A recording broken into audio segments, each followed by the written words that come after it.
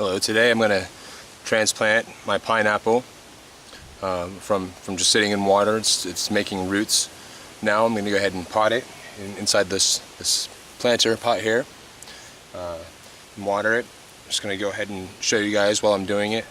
I'm going to set this down for a moment and rework my soil that I've prepped.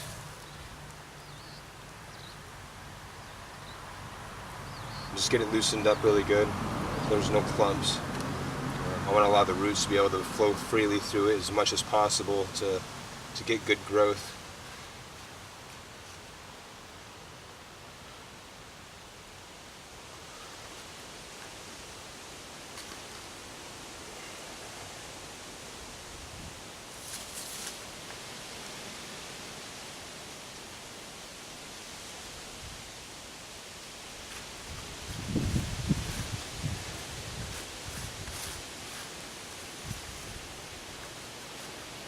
I'm not going to pat it down too hard, but I will go ahead and make kind of a circular indentation into the soil here.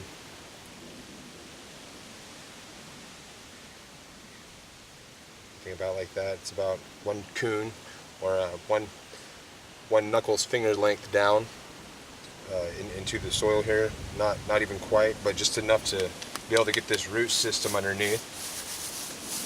And get this soil off my hand so I don't get it on the leaves of the pineapple.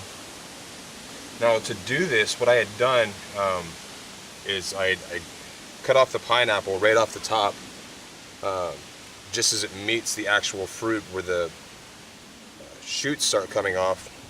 And I had peeled all the other leaves off until I just had the small portion on the top. And I basically placed it inside of, well, this is an empty water bottle that I had.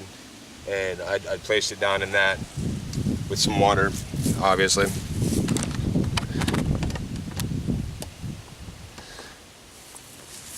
And let it sit there. You know, it's been in there for maybe near a month now, so 4 weeks to get this kind of root growth on it right here that you see. And I'm going to plant it now, and hopefully I can get a pineapple starting to produce. Whether or not it'll be ready for this winter, I do not know. I'm just going to go ahead and place it down right here, fairly gently. I might go ahead and actually make it just a little bit deeper to allow more support from the dirt pushing up against that base there, so it doesn't fall over. But I'm laying it down gently. I don't want to disrupt any of the root system that's already there. That's why I made such a wide spread that you had seen. Go ahead and cover it back in now.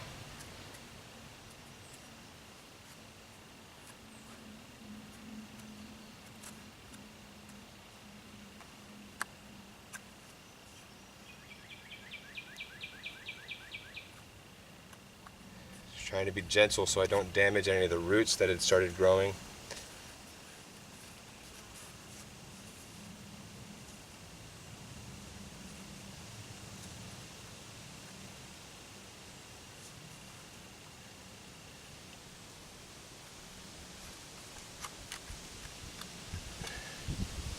Now, because this is going to need a lot of sunlight for this area that I'm living in,